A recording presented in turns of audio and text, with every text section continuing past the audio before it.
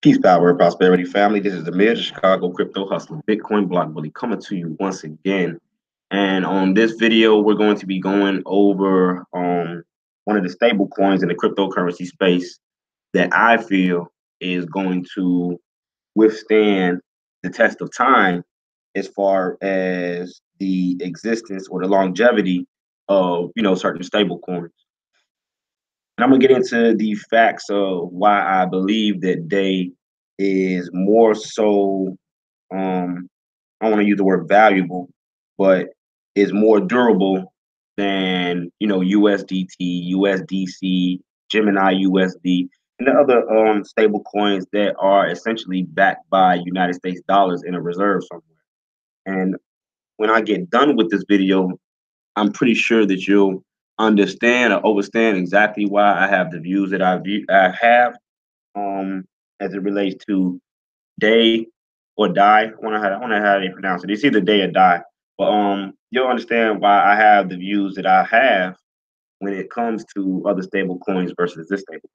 So, right now we're on Coin Market Cap. As you can see, it's trading at $1, and it's made to keep its fluctuation between like $1.99, 98 cent, $1.01, whatever the case may be.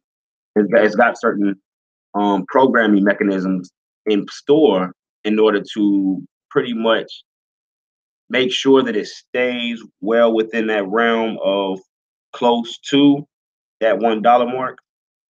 Right now, you can see it's up 0.49%, trading at $1, up 5.69% in BTC, 11.5% in ETH. Interesting. Right now, they got a market cap of $84,176,864. 24-hour volume is 38,000. Excuse me, 38,437,008. And the circulating supply is 84,926,407 DAI.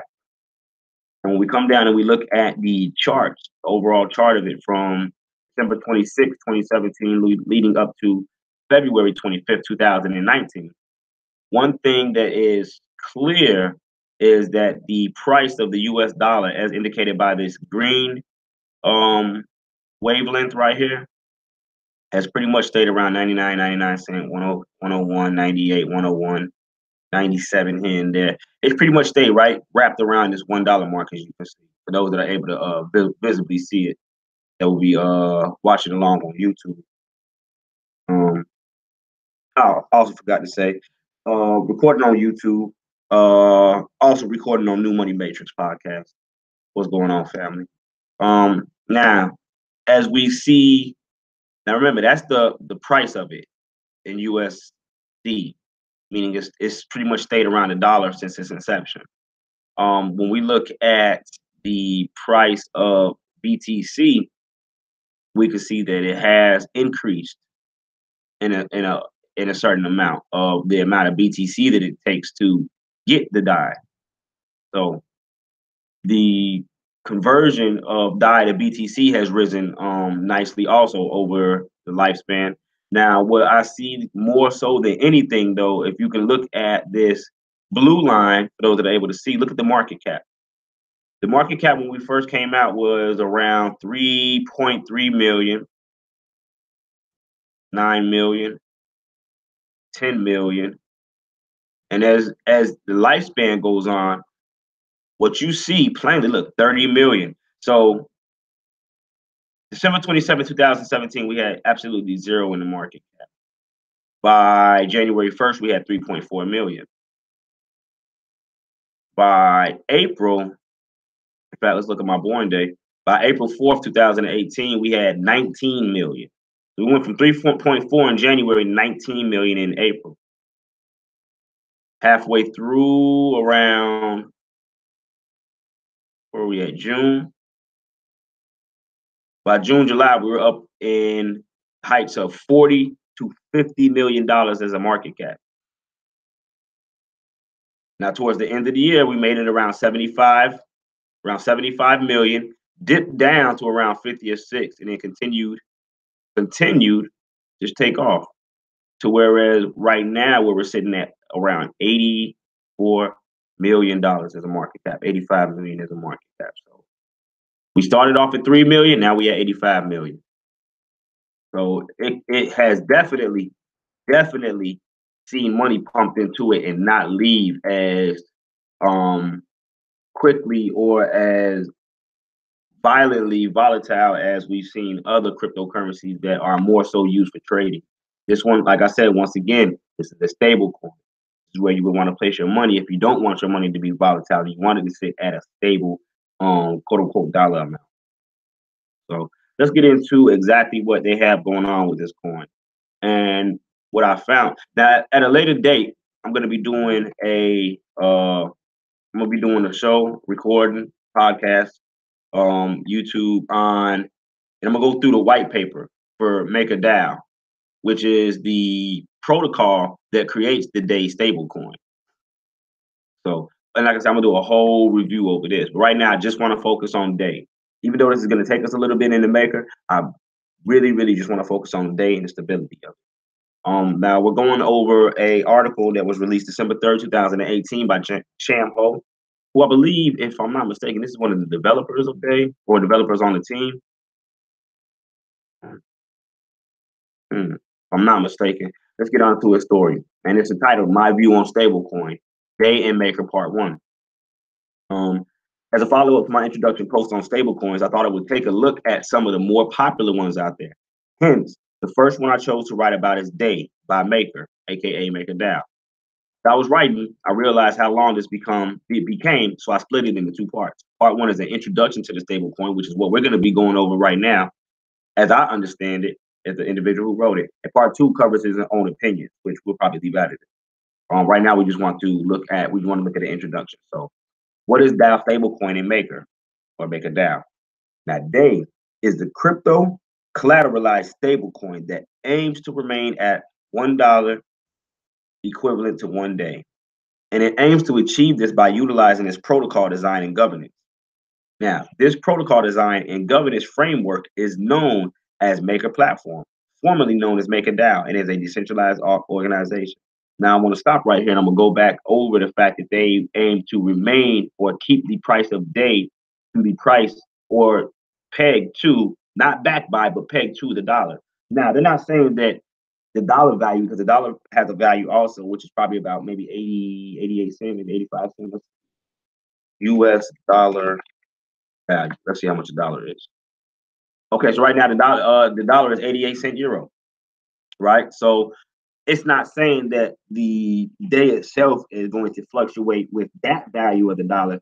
It just means whatever that dollar, that one Federal Reserve note is able to buy at any given time. This is what we are, I don't want to say to use the word guarantee, but this is what we are relating to you, that we are going to have the Dai be able to purchase at the same buying power as that dollar. So remember, it's not backed by the dollar. It's only pegged to the buying power of that dollar. So that dollar, if at one point in time I've used this example many times, if at one point in time you could buy 4 bags of chips for that $1, you would have been able to buy 4 bags of chips for 1 Dai. Or Dai. I don't know how they do pronounce it. Now, right now, we all know you can only get 2 bags of chips for that $1. So it's going to be the same thing for the Dai or the Dai coin. You're going to get 2 bags of chips for 1 Dai, because that Dai is a digital representation of what the dollar is, even though it's not fully backed by the dollar. We'll get into exactly what it's backed by in a couple seconds. So how does it work? The way the Dai stablecoin ecosystem works can be a bit complicated. At the core, Dai is collateralized with Ethereum or ETH to ensure its value, and uses the Maker's platform inbuilt protocols to maintain its price stability. To illustrate this, let us begin at the start, creating Dai. Now, pay attention to how that Dai is created. If you want to create Dai, what you would have to do is send your Ethereum to a collateralized debt position, which are also known as CDPs, and you would in turn receive a portion of Dai. Your ETH is now locked away within the CDP. You can only get it back if you repay the Dai you borrowed. So what is a CDP? A CDP is, like I said, a collateralized debt position, which is quote unquote a loan that you lend yourself after utilizing the assets, which is in this case Ethereum, and locking them into this form of decentralized bank. So when we think of Dai and the creation of it, and the collateralization of the Ethereum, what we want to go back to, which is what something that's used in the real world with centralized banks, is a collateral loan utilizing either your the title to your vehicle, even the deed to the house. I mean, when you get a mortgage on a home, that is looked at as a CDP. If you think about it, your house is used as the collateral, and then you're given a loan in Federal Reserve notes. So in this instance, instead of you putting up quote unquote the title to your vehicle, the deed to your house, your savings account, your investments as collateral, what you're putting up as collateral or to ensure that that debt will get paid is Ethereum. Now, with the Ethereum being put into your decentralized bank, you are able to pull principal off of that Ethereum. You're not withdrawing the Ethereum itself. What you're doing is essentially, we'll look at it in a sense of, we'll use gold as the asset. And from you bringing gold, how it used to be, to the bank will give you X amount of gold certificates, what are now Federal Reserve notes. But at one point in time, that note used to be actually backed by a physical asset, being gold or silver. So you had gold certificates and silver. Now the United States dollar, as we know it, is not backed by anything but the full faith of the American people and government. Meaning, it's not backed by anything but belief. It's no longer backed by collateral. Now, certain banks may have a certain amount of collateral within their banks, but it does not the banks aren't over collateralized, whereas they have more collateral than the money they're lending out. So, you see, he's got an example down here, and it starts off, number one, you deposit 1 Ethereum, and we'll say at the time Ethereum is worth $200. With that, you'll be able to issue yourself 100 Dai worth $100. So now you've put in a asset valued at $200, and you have been able to collateralize the ratio of 2 to 1. Meaning, I put in 2, I'm able to extract 1. Right now, me extracting that 1 has not physically affected the 2, or me being able to pull out that $100 has not affected that $200 in the asset that I hold. The asset is still there. The asset's not being touched. I've essentially printed more money in order for me to utilize. So you can now use that 100 days you please. You can trade with it. You can use it to pay bills. Whatever your expectation or your plans or goals for that money was, or for that stable coin that you pulled out, you can now go do. But you do have to understand, that you are going to have to pay back that Dai. Let me see. It goes on to say, after a year, you want your ETH back. You have to then buy back your ETH with 101 Dai, assuming that the interest rate is 1%. And when we go to the decentralized banking protocol that I'm more familiar with, you can see that it is right now they got a 1.5% annual interest rate. 1.5% annual interest rate. So that means after a year of having your loan out, you would pay them back 101.5 day or Dai, excuse me. So you get back 1 ETH, and a 1.5 interest rate charge goes to the maker coin holders, as this is their fee for maintaining the system. So now comes in maker coin, which is, like I said, the protocol that this whole system works on. Maker coin right now is trading, let's see. And it's definitely, if you're going to be utilizing these services, I mean, in my opinion, this is not financial advice in any way, shape, or form. I cannot give financial advice. In my opinion, it would be smart. It would be smart to hold on to the maker coin. That way you can reap the rewards that are given out for those that hodl the coin. And the price, I mean, the price increase has been something next side of phenomenal. I mean, look at it. Over the last 30 days, up 48%. 1.7% within the last hour. Now, we did take hits yesterday, just much like every other currency did. We took a hit yesterday. 11.8% in fiat, 6.1% in BTC, 0.9% in Ethereum. Not bad. Not bad. But when we look at the last 24 hours, where we started off at, we were trading at $760. We're currently trading at $670, almost $100 discount right now, if you want to look at it as a discount. We're at $100 loss though. So we can see right here, as we go open this up to the weekly chart, we can see we were trading at $5.51 at the beginning of the week. shot up to heights of 770 before breaking back down. And this is, for those that can see, this is that huge dip that we just took. This is that hit that we just took to the market. I think it's at around 11 billion, maybe 10, 11 billion dollars lost within a matter of hours. So, but this coin right here is the actual protocol that utilizes, or you utilize, in order to create it. So, like I said, it's the protocol, but it's also a coin. And those that hold the coins are looked at as those that make the decision making within the platform, within the protocol, if there's anything to be changed. So, in fact, them changing the interest rate from 1% to 1.5% annual interest rate was a collective agreement of the Dai token holders. Moving right along. You see, you get back your interest. The maker token holders get that as a fee for maintaining the system.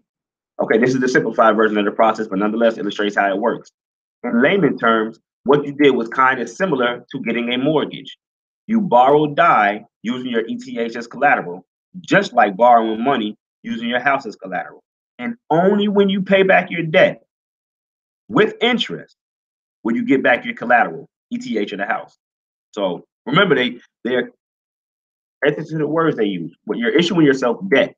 So when you look at yourself being issued what you would think is money, when you do a mortgage or a loan or a payday loan, whatever type of loan you do, you are being issued debt. Money is debt.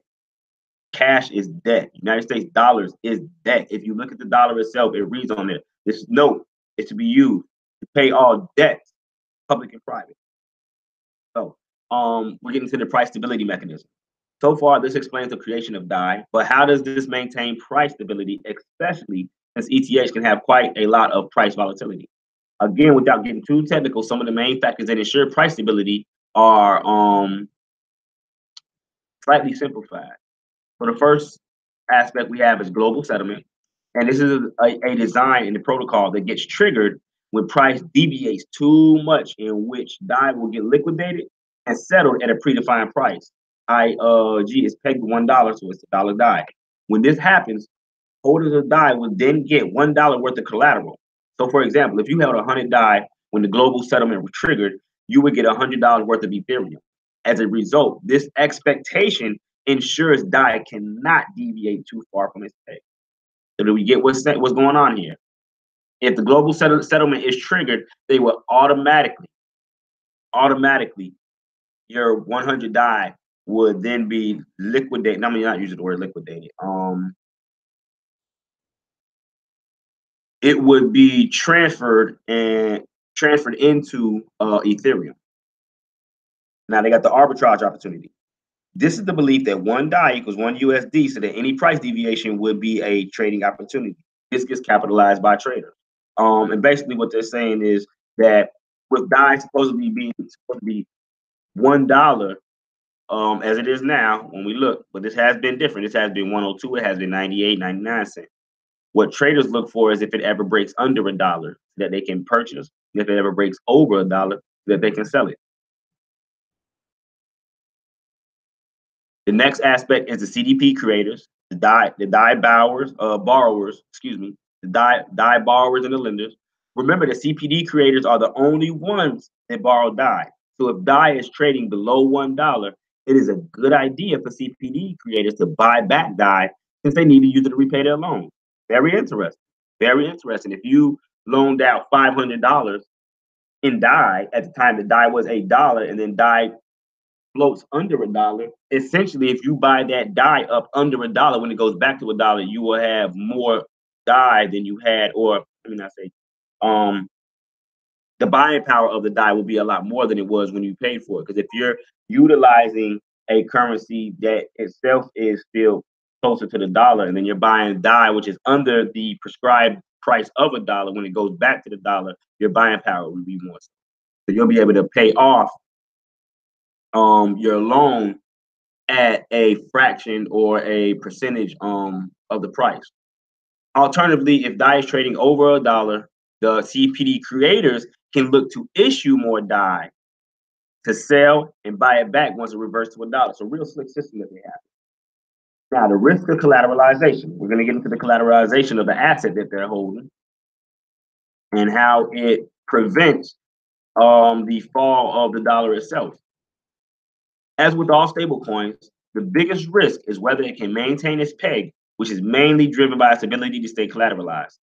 The issue here is that ETH's price can be fairly volatile, which means that the value of Dai's collateral can fluctuate significantly. Hence, the maker system has protocols to minimize its impact. So, for example, if Ethereum goes up in value, in this case, Dai just becomes better collateralized, and there's no real issue to Dai's $1 USD peg. Meaning that if you get in, if you let's just say you create a CPD, and at the time Ethereum's trading at $120, and within the next week Ethereum shoots up to 150, 160 bucks.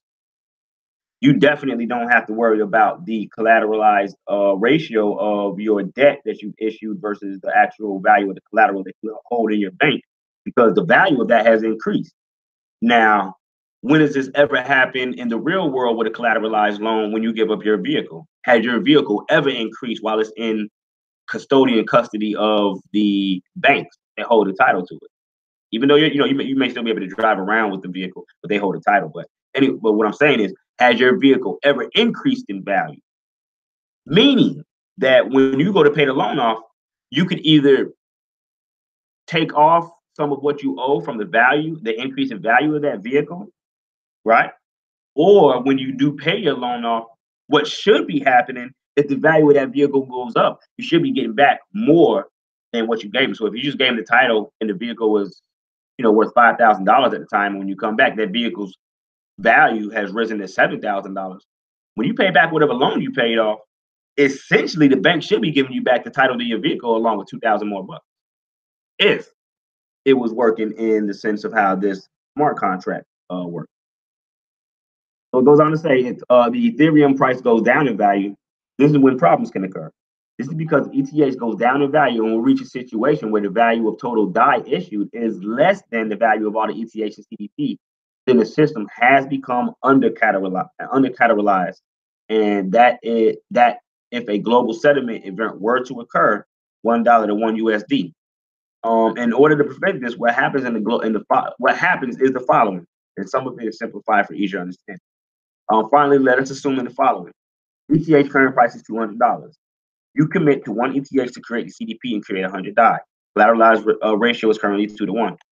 The minimum collateralization ratio threshold is 1.5 to 1. So if the Ethereum price has fallen to $175, your CPD you created has collateralized ratio of 1.751. So nothing happens, right? We're still above that 1.5. But if ETH price has fallen below $150, right? The CPD you created has collateralization ratio of 1.51, which means the CPD is under collateralized. Anything 150 and under is under collateralized, meaning you don't have enough collateral to back up the loan.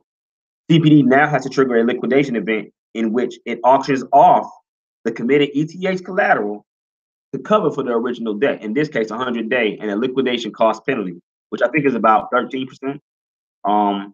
So what happens is, if the price of the asset that you have sitting in the bank goes below the agreed upon value that it was at that time, your loan will get liquidated, meaning they're going to pull from that asset the dollar amount that you owe them, plus a penalty fee, and then you will have the remaining to withdraw. So, as the owner of the CDP, you would get the original 100 Dai you borrowed, since you didn't pay it back, right? As well as anything left over from the collateral sale. So remember, they liquidated your position. They got what you owe them. So that what you took out is just yours to keep. You don't have to pay it back, because they got back from your asset. They pulled the principal from the asset. This would in effect mean that you under collateralized CDP is removed from the ecosystem. And as this repeats for all CDPs at varying degrees, it allows the overall system to maintain at or above the collateralization ratio threshold, meaning that the smart contract, the protocol, the program, the coding is set up to the point whereas if the assets or the collateral that is being held as the assets go below a certain price, it will automatically, remember, this is a smart contract. It works just as a vending machine.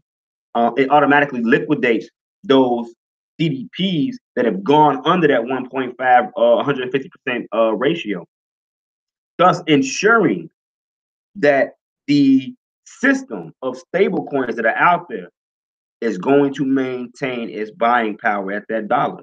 This is amazing when we look at the way that monetary systems work and how they, how they work at presently within the jurisdiction that we live in, and how this new system, this new money matrix, this what they're calling decentralized finances work. Now, negative feedback loop and MKR, the buyer of last resort.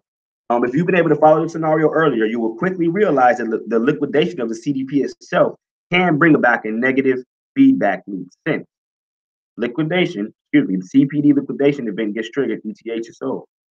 Since ETH is sold, price falls, further triggering other CPD liquidation events. Meaning, as these CPDs are getting liquidated, it's selling off ETH. If you're selling off ETH, the price of ETH is falling. If the price of ETH is falling, more CPDs are getting liquidated. So it's almost like a domino effect. The process continues until all CPDs are liquidated. And they're giving you a scenario here. This is one of the key risks to the Maker protocol, but they have thought about having Maker tokens act as the buyer of last resort. Now, he's saying he won't go into detail on how this works, but in simple terms, when a CPD liquidates, and if there is insufficient buyers or buying to even cover the debt, plus the liquidation penalty fee, MKR tokens will get issued and sold in order to make up for this shortfall. So they have a backup plan to the backup plan. Very interesting and very amazing. So key players in the Maker DAO. So we've gotten through how Dai works. Excuse me. Let us put together and look at the participants within the Maker DAO ecosystem. So now we're going to be looking at those that are part of the ecosystem as a whole. Like I said, Maker DAO is a protocol or platform that this is built on. So users, these are the people that are buying and using Dai. They don't actively participate in the creation or destruction of Dai, but are important for the ecosystem. There's no users equal no demand. You have the traders. Traders are the ones that are actively trading Dai to make a profit by strategies such as trading around the price tag of $1, buy below and sell above, which is their strategy, looking to buy ETH for arbitrage trades during the CPD liquidations, etc. They are important as they help maintain the stability of the price system and allows the Maker system to function as intended. Next, you have the CPD creators. As explained earlier, these are the people that are using Dai as a form of borrowing, and to do so, they need to create CDPs, which are collateralized debt positions. You got the MKR token holders who are actually, or the token itself, MKR, is actually the governance token of the Maker system. As mentioned, they act as the buyer of last resort, but also have voting power over various decisions in relation to the Maker ecosystem. The upside they get from this role is that all fees within the Maker system need to be paid in Maker. This means that as Dai adoption grows, so will the demand for MKR increase, and price will increase as well. This keeps their interests aligned to providing good governance for Dai in order to attract more adoption. So we're getting into the summary now and the end of the article. So if you are still unsure how it works, don't worry, it does take a time to digest. The key points so far are Dai uses crypto as collateral. Currently, it's only ETH, but they are coming out with MCDs, which are multi-collateralized debt positions, which will initially or essentially allow you to collateralize not just Ethereum, but possibly Bitcoin, possibly EOS, possibly XRP, possibly Bitcoin Cash. You know what I mean? I don't know exactly what their plans are as far as which tokens they are going to allow to be collateralized. Now, I have also heard that they are going to allow in the near future the collateralization of security tokens. So if I have a real estate, a piece of real estate, and within that real estate I have 1,000 coins, and that real estate is $10 million, is valued at $10 million, and those 1,000 coins each represent, what would it be, $10,000, I believe? That 10,000 times 1,000. Let me make sure. That gives us, yep, $10 million. So I got 1,000 tokens, right? Security tokens. Each one of these tokens represents $10,000 as it relates to this $10 million real estate that I hold. I should be able to take one of those tokens, place them in a CDP, right? Because it's backed by the value of the token itself, which the token is backed by the real estate that it is tokenized after. And I should be able to pull a loan off of that security token. So, and like I said, this is not yet available, but they are speaking that I mean, they've already said that it's going to be available as far as the MCDs go, the multi-collateralized debt. That I just haven't seen exactly what coins they're focused on and looking. I may get in a Telegram and ask later on for some type of various factors such as arbitrage, global settlement helps maintain Dai's peg of $1 to one Dai. As crypto prices can be volatile, Dai has a protocol to liquidate and do its best to ensure that Dai is well capitalized and maintain its hedge. And last but not least, the MKR token holders govern the maker ecosystem, also act as a lender of last.